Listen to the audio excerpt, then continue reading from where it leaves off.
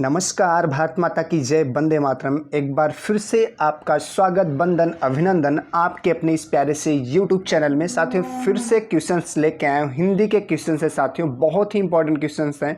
आप चेक करिएगा कि कितने आपके सही आंसर होते हैं साथियों। आज क्वेश्चन एक दो कम हो गए हैं समय अभाव के कारण साथियों। तो चलिए साथियों देखते हैं कि कौन कौन से क्वेश्चंस हैं। ये रहा पहला क्वेश्चन साथियों। हृदय पवित्र तो सब कुछ ठीक के अर्थ में लोकोक्ति है साथियों। ये लोकोक्ति है साथियों। कौन सी लोकोक्ति होगी साथियों, इसके लिए बताना है आपको। हृदय पवित्र तो सब कुछ ठीक के अर्थ में बताना है कि कौन सी लोकोक्ति होगी। चलिए, मान न मान मैं तेरा मेहमान, मार मार कर हकीम बनाना, पराया धन पर लक्ष्मी नारायण, मन चंगा तो कठौती में गंगा। चलिए बताइए, हृदय पवित्र तो सब कुछ ठीक है के अर्थ में हम लोकोक्ति पूछ रहा है। आप जल्दी से बता दीजिए। तो इसका सही जवाब क्या होगा साथियों? डी होगा, मन चंगा तो कठौती में गंगा। ये इसका राइट आंसर होगा। किसके लिए? हृदय पवित्र तो सब कुछ ठीक के अर्थ में। चलिए नेक्स्ट क्वेश्चन ये रहा साथियों। नेक्स्ट क्वेश्चन, बहुत कंजूसी का आशय व्यक्त करने के लिए, बहुत कंजूसी का आशय व्यक्त करने के लिए उपयुक्त लोकोक्ति है साथियों। चलिए बताइए, बहुत कंजूसी का आशय व्यक्त करने के लिए उपयुक्त लोकोक्ति कौन सी है साथियों? आपको बताना है, जल्दी से बता दीजिए। घर की मुर्गी दाल बराबर, चट मंगनी पट ब्याह, चमड़ी जाए पर दमड़ी न जाए, आम के आम गुठलियों के दाम। चलिए बताइए क्या होगा सही जवाब? बहुत कंजूसी का आशय व्यक्त करने के लिए बताना है साथियों, जल्दी से बता दीजिए। इसका सही जवाब होगा सी साथियों। क्या होगा? बहुत कंजूसी का आशय व्यक्त करने के लिए उपयुक्त लोकोक्ति है साथियों कि चमड़ी जाए पर दमड़ी न जाए। ठीक है, चमड़ी जाए पर दमड़ी ना जाए। ठीक है साथियों, चलिए ये होगा इसका सही जवाब। चलिए बढ़ते हैं नेक्स्ट क्वेश्चन साथियों। ये रहा नेक्स्ट क्वेश्चन। आठ आठ आंसू रोना मुहावरे का सही अर्थ है, बता दीजिए। आठ आठ आंसू रोना मुहावरे का सही अर्थ है, बता दीजिए साथियों। चलिए, पछताना, बहुत अधिक विलाप करना, आश्चर्यचकित होना, गिन गिन चुनकर रोना। चलिए बताइए क्या होगा सही जवाब? जल्दी से बता दीजिए। इसका सही जवाब होगा बी साथियों, बहुत अधिक विलाप करना। आठ आठ आंसू रोने का मतलब बहुत अधिक विलाप करना। चलिए नेक्स्ट क्वेश्चन ये रहा साथियों। नेक्स्ट क्वेश्चन, मूंग की दाल खाने वाला मुहावरे का सही अर्थ है, बता दीजिए। मूंग की दाल खाने वाला मुहावरे का सही अर्थ है, आप बता दीजिए साथियों। चलिए, मूंग की दाल खाने वाला मुहावरे का सही अर्थ क्या है, बता दीजिए। चलिए, सोच समझकर काम करना, सीधा साधा व्यक्ति, कमजोर या सुंदर होना। चलिए, मूंग की दाल का अर्थ बता दीजिए। ठीक है, मूंग की दाल खाने वाले का अर्थ बताना है साथियों। चलिए बताइए क्या होगा सही जवाब? जल्दी से बता दीजिए। इसका राइट आंसर होगा बी साथियों, सीधा साधा व्यक्ति।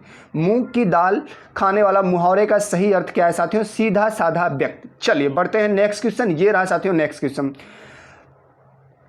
गांठ का पूरा होना, गांठ का पूरा होना मुहावरे का अभिप्राय है साथियों। चलिए इंपॉर्टेंट है साथियों, ये बता दीजिए। गांठ का पूरा होना मुहावरे का सही अर्थ क्या है, आपको बताना है साथियों, जल्दी से बता दीजिए साथियों। चलिए, विघ्न आना, बेफिक्र होना, शक्तिहीन होना, मालदार होना। चलिए बताइए क्या होगा इसका सही जवाब? तो इसका सही जवाब क्या होगा साथियों? डी, मालदार होना। गांठ का पूरा, इसका मतलब होता है मालदार होना, इसका सही अर्थ है इस मुहावरे का। चलिए बढ़ते हैं नेक्स्ट क्वेश्चन। ये रहा साथियों नेक्स्ट क्वेश्चन।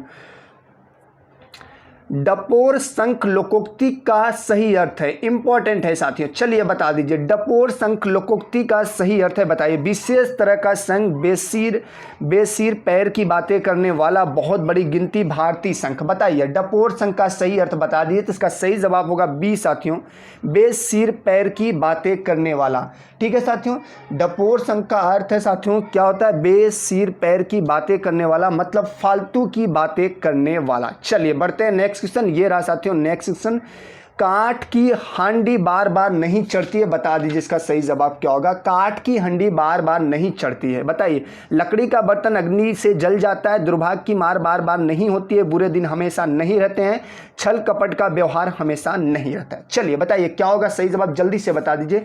ए, बी, सी या फिर डी, क्या होगा सही जवाब? तो इसका राइट आंसर होगा डी साथियों, छल कपट का व्यवहार हमेशा नहीं चलता है, एक दिन पकड़ा जाता है। चलिए बढ़ते हैं नेक्स्ट क्वेश्चन। ये रहा साथियों नेक्स्ट क्वेश्चन। जूते चाटना, जूते चाटना मुहावरे का सही अर्थ है, बताइए। इधर उधर घूमना, घुस देना, जूतों को चमकदार बनाना, खुशामद करना। क्या होगा सही जवाब? जल्दी से बता दीजिए। इसका राइट आंसर होगा साथियों क्या होगा? डी होगा साथियों, खुशामद करना। ठीक है। खुशामद करना, जूते चाटने का अर्थ सही अर्थ क्या है साथियों? खुशामद करना या चापलूसी करना। चलिए नेक्स्ट क्वेश्चन ये रहा साथियों। नेक्स्ट क्वेश्चन, निम्न में कौन सा पुल्लिंग है आपको बताना है? दया, माया, भाषा या आभार। चलिए कौन सा पुल्लिंग है आपको बताना है, जल्दी से बता दीजिए साथियों। ए, बी, सी या फिर डी। कौन है पुल्लिंग आपको बताना है साथियों। इसका सही जवाब होगा डी साथियों, आभार। आभार पुल्लिंग शब्द है, जबकि दया, माया और भाषा, दया, माया, भाषा ये सब क्या है साथियों? स्त्रीलिंग है। ठीक है साथियों, लेकिन आभार क्या है साथियों? वो क्या है? पुल्लिंग शब्द है। चलिए नेक्स्ट क्वेश्चन ये रहा साथियों। नेक्स्ट क्वेश्चन, विद्वान शब्द का स्त्रीलिंग क्या होगा आपको बताना है। चलिए जल्दी से बता दीजिए, विद्वान शब्द का स्त्रीलिंग क्या होगा आपको बताना है। विदुषी, विद्वंती, विद्यामती या फिर विद्यावंती। चलिए बताइए बताइए क्या होगा सही जवाब, जल्दी से बता दीजिए। ए, बी, सी या फिर डी। चलिए क्या होगा सही जवाब? तो इसका राइट आंसर ए होगा साथियों। विद्वान का स्त्रीलिंग शब्द क्या होता है? विदुषी होता है। चलिए नेक्स्ट क्वेश्चन ये रहा साथियों। नेक्स्ट क्वेश्चन, किसका प्रयोग सदा बहुवचन में होता है आपको बताना है। चलिए दर्शन, नारी, लता या फिर गाय। किसका प्रयोग सदा बहुवचन में होता है आपको बताना है साथियों। चलिए दर्शन, नारी, लता या गाय, बताइए किसका प्रयोग हरदम क्या होता है साथियों? बहुवचन में होता है। चलिए बताइए साथियों क्या होता है? इसका होता है, चलिए तो इसका सही जवाब क्या होगा साथियों? ए, दर्शन। ये सदा बहुवचन में प्रयोग होने वाला शब्द है साथियों। और अन्य विकल्प जैसे नारी का नारियां, लता का लताएं, गाय का गाय हो सकता है साथियों, लेकिन दर्शन का सदा एक ही वचन बहुवचन में प्रयोग होता है। ठीक है, सदा बहुवचन में प्रयोग कौन होता है साथियों? दर्शन। ठीक है, चलिए बढ़ते हैं नेक्स्ट क्वेश्चन ये रहा साथियों। नेक्स्ट क्वेश्चन, पति शब्द का बहुवचन क्या होगा आपको बताना है। पति शब्द का बहुवचन, पतियों, पतियों, पति या पतिएं, बताइए क्या होगा पति शब्द का बहुवचन आपको बताना है। चलिए ए, बी, सी या फिर डी, जल्दी से बता दीजिए। तो इसका राइट आंसर होगा सी साथियों, पति शब्द का बहुवचन भी पति ही होगा। इंपॉर्टेंट है, इसको नोट डाउन कर सकते हैं या याद कर सकते हैं साथियों। चलिए नेक्स्ट क्वेश्चन ये रहा साथियों। नेक्स्ट क्वेश्चन, मैंने राधा के लिए कपड़े खरीदे, इस वाक्य में कारक बताइए साथियों। चलिए इंपॉर्टेंट है साथियों, मैंने राधा के लिए कपड़े खरीदे हैं, के लिए। ठीक है साथियों, मैंने राधा के लिए कपड़े खरीदे हैं, बताइए क्या होगा साथियों? इसका कौन सा कारक है? तो इसका सही जवाब क्या होगा साथियों? संप्रदान। ठीक है, मैंने राधा के लिए कपड़े खरीदे वाक्य में संप्रदान कारक है साथियों। जिसके लिए कोई क्रिया संपन्न की जाए या जिसे कुछ प्रदान किया जाए वहां पे संप्रदान कारक होता है साथियों। चलिए बढ़ते हैं नेक्स्ट क्वेश्चन ये रहा साथियों। नेक्स्ट क्वेश्चन, राम सीता से सुंदर है, इस वाक्य में कौन सा कारक है? चलिए सीता से सुंदर है की बात की जा रही साथियों, राम सीता से सुंदर है। ठीक है, करण कारक, अपादान, संप्रदान कारक या संबंध कारक। ए, बी, सी या फिर डी, बताइए क्या होगा सही जवाब? तो इसका सही जवाब होगा साथियों, क्या होगा इसका सही जवाब? जल्दी से बता दीजिए।